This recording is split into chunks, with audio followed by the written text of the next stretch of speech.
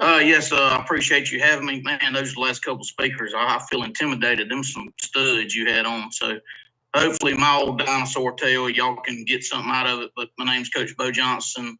I used to be the head coach at Bluntstown. That's where a lot of this film is going to come from.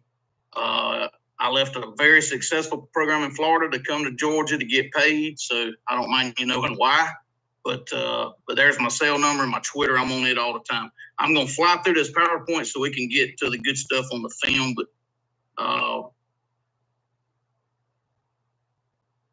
let's see. So the thought process behind the system in high school, I played for I and Power I offense coach from 76 to 91. He coached in 10 state championship games. So I believe in that. And then straight out of college, my second year in 2000, I worked for a pure wishbone guy, and we went undefeated in one state. Of course, I thought then that if you didn't run wishbone, you didn't know what you were doing. Of course, you learned that having the studs really helps no matter what you're running. I've coached in very small rural schools. My first ever head coaching job, we had like 17 kids on the whole football team. Even in 2019, when we played for state at Bluntstown, we had like 21 on the varsity roster. So we've had to deal with small numbers, and that's where we're having to be versatile. Because of it all possible, that stuff that Coach Webster just talked about, I love that stuff. I love option and wing bone and that kind of stuff, but I wanted to have answers for injuries if I had a quarterback that just could not do the option stuff. So in rural ball, we've had to adapt to what we have and deal with it, but we're going to run these four concepts no matter if we're in the wing tee looking stuff, if we're in the eye, if we're in the wishbone, if we're in two-back shotgun, anything, we're going to run power, counter tray, blast, and some play action off of those plays. At Bluntstown, we're fortunate enough to go 34-10 in 4 years, 2 conference titles and a state runner-up, but it's really the kids. They won before I got there, and they're going to win after I've been gone. So 2021, we scored 39 plus points in 6 games running wishbone, power eye, and some two-back stuff. Why I add power eye sets, it gets an extra hole, a hat in the hole very fast. It's going to hit extremely hard and fast in short yardage on 3rd and short, 4th and short. And the thing about it, coming from an option background, I still could run option out of it. I could run the old Barta double dive out of it, play action out of it.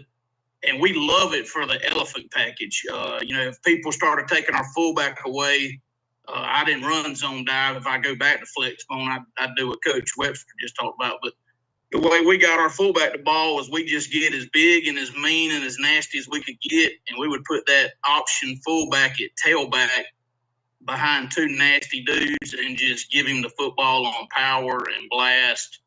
And it was a way we could get the fullback involved. 2-back sets, I always told my coaches we'd have a 2-back set because when we were kind of wing tee-ish, flex bone-ish, if we had too many injuries, we'd have to go to a 2-back system. So we wanted to already have it installed. You can manipulate helmets on defense a little better sometimes with like twins end over, things of that nature. In 19, we had a stud back. Unbelievable back. He ran for 365 yards in the state championship game. So you can get in the eye if you need to. Injuries can pile up, so we always want to be able to go from 3-back to 2-back without missing a beat. So we start in bone. If we wanted to go power eye, we called it east and west. We would just rotate the right halfback up, and the left halfback would be the eye for east. West, would be opposite of that. And you'll see on film, we go 4-man surface, we go end over, we can do a bunch of formations. And then if we went in the eye, if you had a stud, he stays in the eye. But we also did it one year where both of my halfbacks ended up playing small college football. So when we went, with a flanker to the right, the left halfback was in the eye. If he was a flanker to the left halfback went out in a passing situation, and the right halfback would go to the eye. And then my last year in Bluntstown, 7 different people would play in the wishbone, running the ball, because they had to turn around and play defense. They were my Mike linebacker, my safeties, my outside linebackers. So we would sub a fullback out and add a receiver and left them in split back to run the same plays that we ran in the wishbone. The four base concepts we're going to see on film and talk through: power, blast, some people call it lead, ISO, double ISO, counter tray is what I've always called it. Of course, a lot of people call it GT counter, and then the play action off of those plays. One thing we did get away from, we got away from calling out numbers, because if we wanted to go from wing T to I, we'd have to go from calling 26 power and 47 power to 56 power and blah, blah, blah. So we got away from using numbers. We just went with straight words. And of course, now all this new stuff, we named some plays after wrestlers, like West Hulk was power left, East over Hogan could be power right. And you can holler that out there. We use wristbands, color-coded wristbands, whatever. And we started going from the line more. But we're going to get to some film here. Before we start this film, I want to give a shout-out to Quick Cut. Quick Cut really helped me with this film situation. Jim does a fantastic job. He'll get you set up with Quick Cut. An old dinosaur like me, they take time to work with you. So if you're interested in a film outlet outside of Huddle, I can't recommend anybody stronger than Quick Cut. All right, so the first play we're going to look at is power to the nub side. We're end over to the top of the screen. We're going to run power down here to the 1 and the 5. We always talk about trying to find the grass, find the bubble.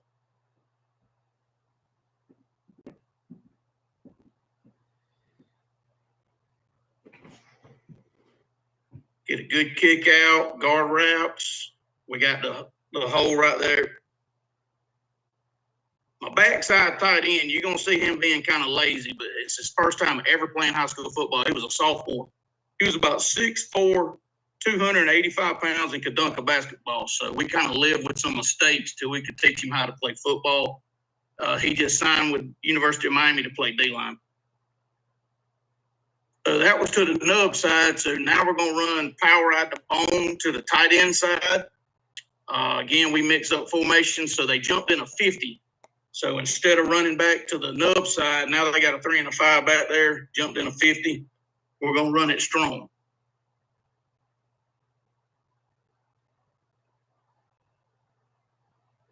.22 was a sophomore running back for us. Like I said, we mixed it up back there with who all ran the ball for us. Kick, wrap. I wish the guard falls down. Wish he'd have done a little bit better job wrapping up in there, but did a very good job for us. 50 and 35 are twin brothers. And we'll get to a clip in a minute. I'll talk about them. They're playing at Cumberland right now. But they are mean and nasty for us. They were great players for us, but they both started as true freshmen at guard. So 35 ended up being the fullback, but 50, his twin brother, was a great guard, but they were both guards as freshmen. So Coach was very interested in the power I. This is what we call our elephant package. We put two of the meanest, nastiest dudes we had on the team at fullback and power back. We would vary who we put at tailback and share the ball there. But we tried to get as big and as nasty. Now, this is out of a balance set, but you'll see us do some stuff out of 4-man surfaces back to 2-man surfaces. But this is going to be power out of our elephant package, kick, wrap. And what we tell now, normally in the wishbone and the power eye, we tell the two backs leading that we're going to double team the kick. But if that kick runs upfield, we don't want to waste a hat, especially in the power eye, because we got a great angle on the kick out block. So the fullback knows that if that power back's got an easy kick, he's just going to fit up in there with the guard, and it'll be like a double wrap.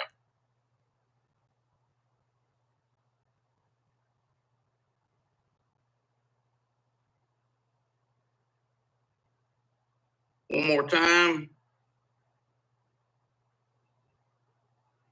So 35 is our fullback, and the years that we were able to run option there, he was a good option fullback for us, but we put him in the power eye there. So then we're in the eye. This particular year, we had a really good option quarterback, but we weren't very good up front. We were very young up front. We ended up being decent up front. 52 ended up going to the Citadel to play. The two guards, like I said, are at Cumberland now, and they were twin brothers. 51's playing at Cumberland now, but they were young. We had two freshmen and a lot of sophomores on the line, so we ran a lot of option. But when they started pinching the tackle, we would run power. It'd give us an answer. So this is out of a two-back set, twins, and we're running power back to the tight end.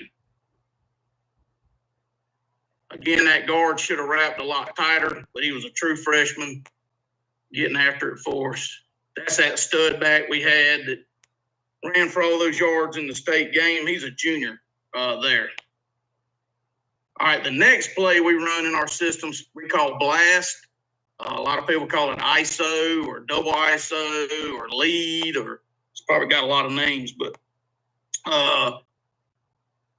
we use the same rules that basically a lot of people use for weak side belly in the wing T. We're trying to get a 1 and a 5. If we can formation people to get in a 1 and a 5, that's what we want. We're going to double lead through there. We're going to block down and kick out. Double lead there, get as many hats as we can. Again, 35, running the ball hard for us. This is out the wishbone. The only thing we do a little bit different is we get a 3 and a 5. We're going to fan block it, we call it. We're going to turn out. We're going to get an out call, and we'll run that thing up an A-gap that you'll see sometime. So this is out the wishbone. Now you're going to see it out of power I. And it hits in C-gap. So kind of like the zone dive for Coach Webster a while ago, we give our back on blast the option of running in A, B, or C. We want him to find grass and hit it, find the bubble, find grass, and hit it up in there. All right, this is a 4th and 1 play in a big game against the defending state champ in our rural division. And it ends up in C-gap. We let the lineman work out a lot here. Maybe 66 could have turned out, and he could have told the tight end to turn out, and we base blocked that down lineman one-on-one. But we let them work it out, and then we just want them to get off the ball and be as nasty as possible. So we try to give our linemen rules and then let them work it out, and then we just tried to play as hard and as fast as we possibly could.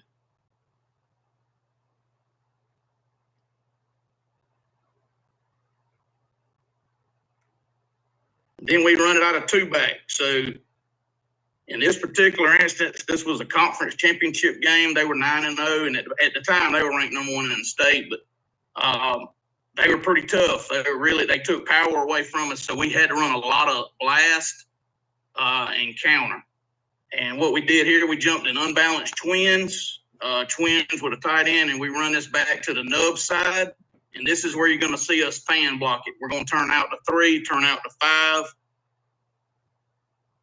And we're going to hit it in that weak A-gap.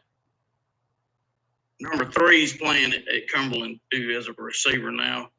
Good hard-nosed player for us.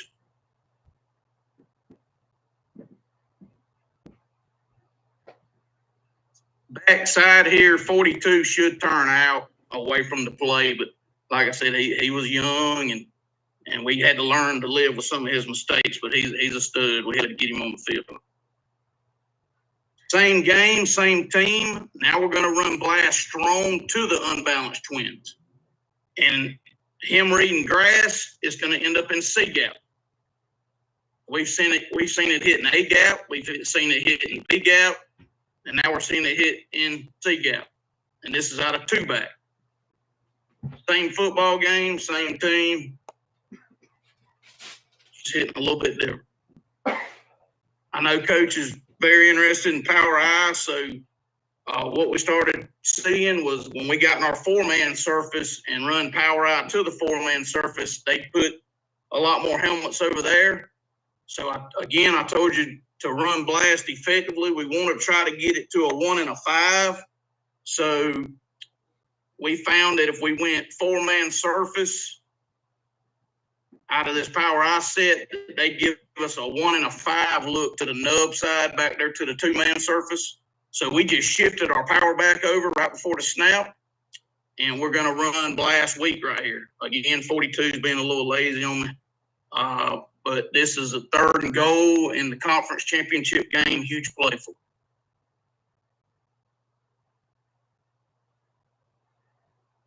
Again, we just use our weak side wing T belly rules. If we get a 1 and a 5, it's a base. It's a turn out. It's a block down.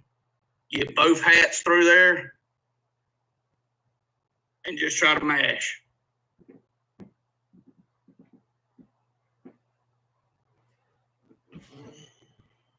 And then this one here is to the 4-man surface. So now we got an unbalanced 4-man surface. If you ever get a chance, Roger Holmes has a great wing T book. Even if you're not a wing T guy, he's got a whole chapter just about unbalanced 4-man surface, 3-man surface with a split end to the same side, twins end over sets. I love unbalanced sets, and sometimes you want to run to the 4-man surface, but a lot of times we like to run weak. But in this particular instance, we're going to run it up in here to the 4-man surface, but they're trying to take B and C gap away from us. This ends up in A gap.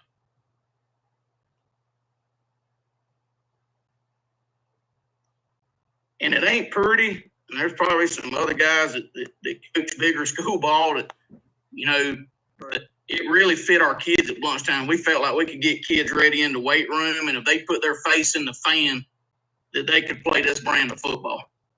And we had those kind of kids, and we all shared the running back responsibilities. They get off the ball.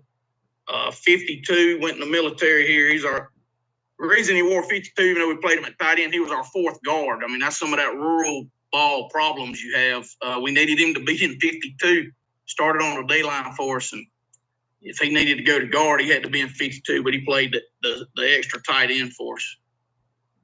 But we just get movement, got a mash, and then we got answers. So our first, what we love to answer for blast and power, if they're stuffing us because they're overplaying us, they're keying our pulling guard and just running over there. We love counter tray. I love counter tray out of any formation, any offense. I'm a counter tray fan. This is counter tray out of wishbone to the 2-man surface to the split end.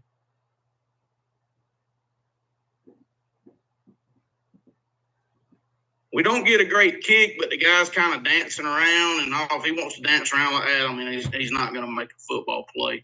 I wish our helmet would have been on the inside armpit and all that kind of stuff. But great wrap by that guy.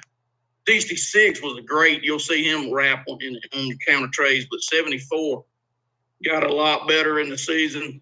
One thing I loved about counter tray too is if you watch the fake by our running back, he cradles, kind of makes a move, and you'll see some hats run over there to get him, and then that opens up for the next running back. I love counter tray. It's a beautiful football play. All right, so we run it out of our elephant package. We're in our elephant package again here, Power I. I know talking to Coach, he's very interested in some Power I stuff, and so we run counter tray out of it. What I love counter tray out of Power I, you'll see 52 do a great job.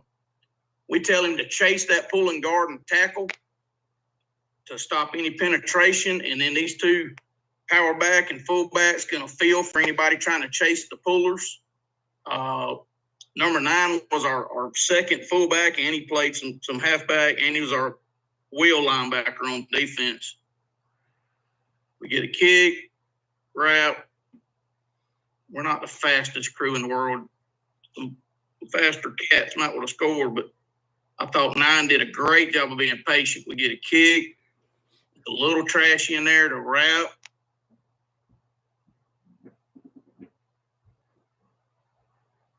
One more time.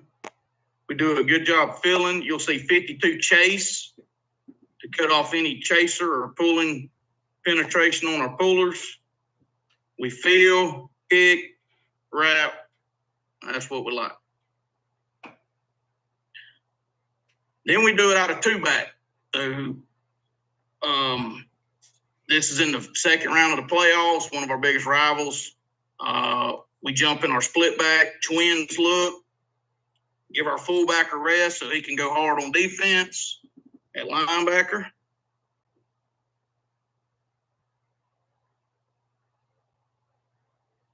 You just saw number 9 run the ball out of the power I. Now he's at a halfback position, and he's the fake. and you'll see him cradle and act like he's got it. You know, the other thing I love about counter tray is it's easy if you're already running power, because to the play side, it is power. It's a gap scheme. You keep the same rules as power. It's just now you got a different kicker and a different wrapper. Instead of the fullback kicking and guard wrapping, the guard's kicking and the tackle's wrapping is how we explain it to our guys. The other thing we do is if the center thinks we're getting a shade and a 3 or a 4-eye, or even if we got a 0 nose and that force getting in our hip pocket and hurting us, our O-line coach, who was fantastic, had like a call, and they would know to go back, even versus 0 and a chasing 4 or a pinching 4. We get a kick. I love his aggressiveness, but I wish 55 was on the inside armpit, you know, but I love how he's getting after it. I love 66 getting out in space, being an athlete, and finishing the block there.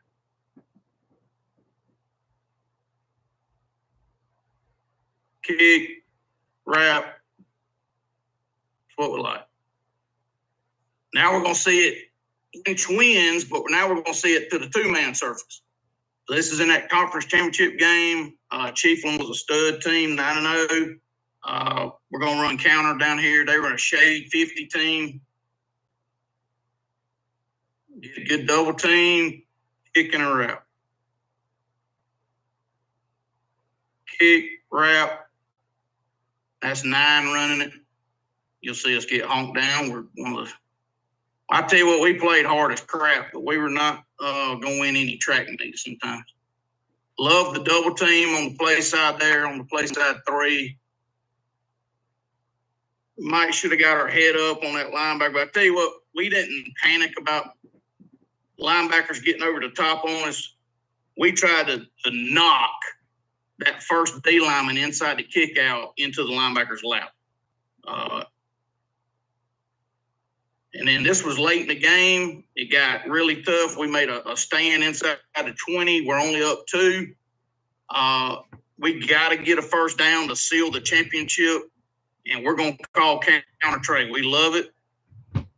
They stack the box. We get a kick, a wrap, and believe it or not, he gets caught. But we were able to get it in down there. 22, instead of hopping and fake, I wish he'd have just ran in there and cradled. He was a sophomore, also played linebacker for us. Fantastic high school football player, but he was young at that time. I love the way 66 is patient on his route. Again, I wish our kick had our head on the inside. But 66 is patient on his route. All right, so that sets up, if you're good in your run game and they start stacking the box, this is a deep playoff team. You know, your play action, you got to have play action off of it to be successful. So we're going to play action off of blast and power and then counter. All right.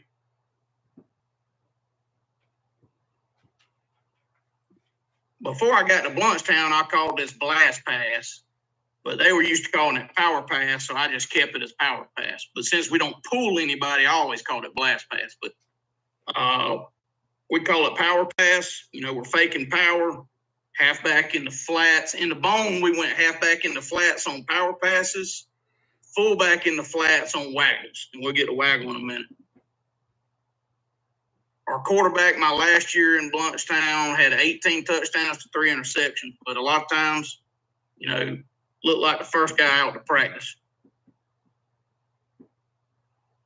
If you run the ball well enough and you pound it and you're physical and you'll put your face in a fan, they're going to start putting all them hats up there, and then them high school kids are going to get undisciplined and lose their eyes. So that was out of the wishbone.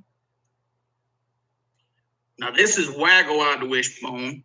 Now you're going to get to see big guy that we kind of tolerated on some of his backside blocking skills as a sophomore. But, man, he was an athlete to be as big as he was. you'll see him get a bone right here. This is in the playoffs. We've hurt him with counter. So we fake counter tray, and that's waggle right is what we call it. But you can do it out of power I. I mean, if you just pictured 3 moving up to the power back, 22 to the I, he fakes counter, 3 gets in the flats, it'd be the same thing. I don't have exact film of the power I waggle. I didn't run it that year, and I'm not privy to all my old film, but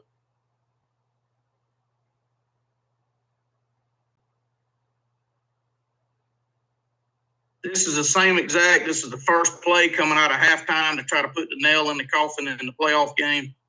Same thing. Old big fella running deep there. Another way we did it when we jumped in 2-back, I love running waggle to the twins. If we run waggle to the twins out of a 2-back set, we combo the twins. So we could go flood. That would be like a fade deep out, and then one of the backs would end up in the flats. Now, on this particular play, they were bringing some blitz. We did not send the back out in the flats. He don't block very well. Hell, I probably should just send him out by the way he blocked. He almost got a sack. But one of our favorite combo routes is a post wheel off of this waggle. The kid that's out there at split end was a sophomore, but he just signed with Texas A&M, Jordan Pride, and we wanted to find ways to get him the ball without. I mean, we would just throw him a fade, but we love this post wheel off of our waggle play action in the backfield. Now, 22 almost gets a sack. Again, he kind of stops instead of just filling in there.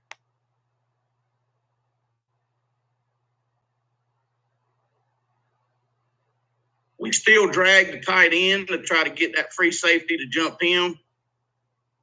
So we drag 42, free safety jumps him, middle of the field. This is Air Force. So back to the year that we were more of an eye look. So now it's going to be the same thing, though. It's going to be waggle right to the twins. It's Wyoming is what we called our post wheel. We came up with like states or cities for our combo routes, for our twin sets. And the thing is, what we do is we give the twins combo routes. Well, we could do straight drop back and run the same combo routes, but we just tagged it to our waggle to give us variations of waggle.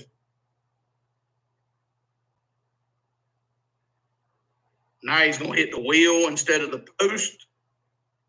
Valdez is going to take it to the house. I love the way those guys are blocking downfield, finishing for him, for his teammate. Valdez also went to Cumberland. We've got like 5 or 6 that are at Cumberland.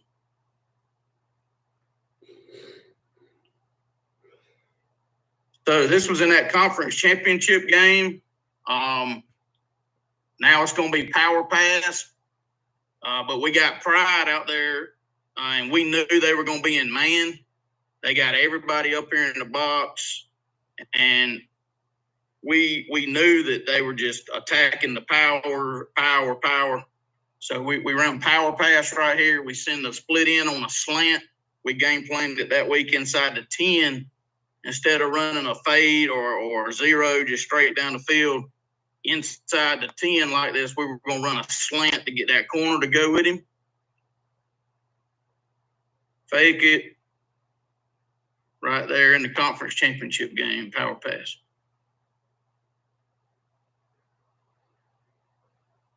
Again, I know Coach is talking about power I, so you can run the same exact thing. Three would just be at power back. He'd be in the I, fake it to him, 3 in the flats, same thing.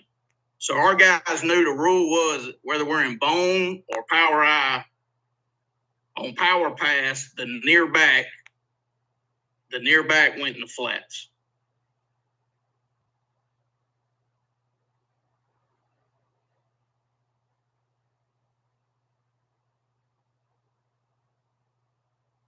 So here's a elephant package. In this particular situation, Baker had won state the year before. Great program, fantastic coaches. Man, they always gave us trouble. So in the second half, it was a dogfight. It was a war. We had to jump in this power I and just pound and grind and try to run the clock. And we had to lead. And so we had been on an 8-minute drive, and we had been getting positive yardage on every play. And all of a sudden, we ran blast, and they just stuffed us for nothing. And so the very next play, we come back with power pass here out of our elephant package. Our center doesn't do a great job on the nose. They had a stud nose, and he almost sacks us. And again, Big Baby looks like he's the first guy out of practice. The power back's open too, but I don't blame the quarterback. I'd take that easy money. Get a kiss by my girlfriend after the game.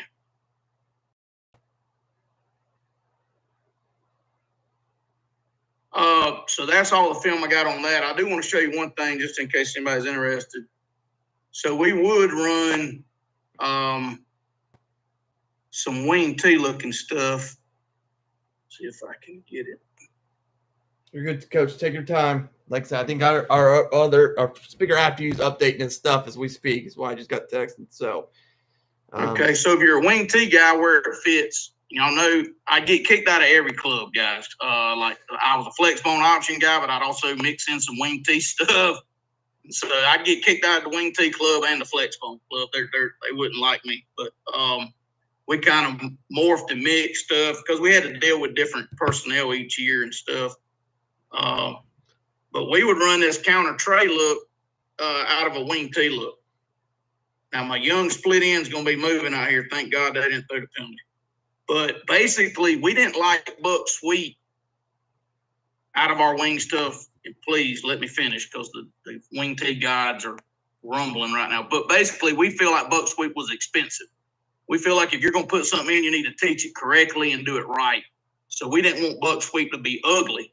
So what we did is we kept our counter tray rules, and we just didn't put anybody in motion, and we ran buck sweep backfield action, but we blocked counter tray.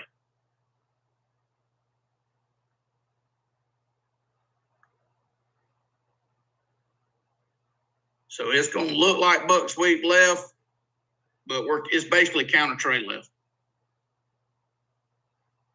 Kick, wrap.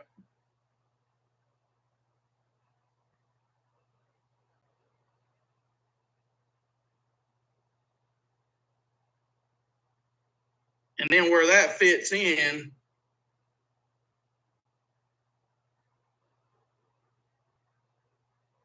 last thing I'll show you is so if it's on here like I think it is, hopefully, there it is. So we wouldn't change terminology. We would call blast, but we had game planned it this particular week. We get in a wing eye look, but you could do it out of the 2-wing look, and we just went fullback blast. To us, blast or lead meant we're going to have a lead back and the next man through getting the ball. So we were able to do multiple stuff, but without confusing our kids. And that's all I got, Coach. Before Coach Thurman takes over, I do have a quick question, like, because I could kind of see it, but what was the depth for each of your backs on your power I, and what were your splits on your line? All right, so we start out with 2-foot splits.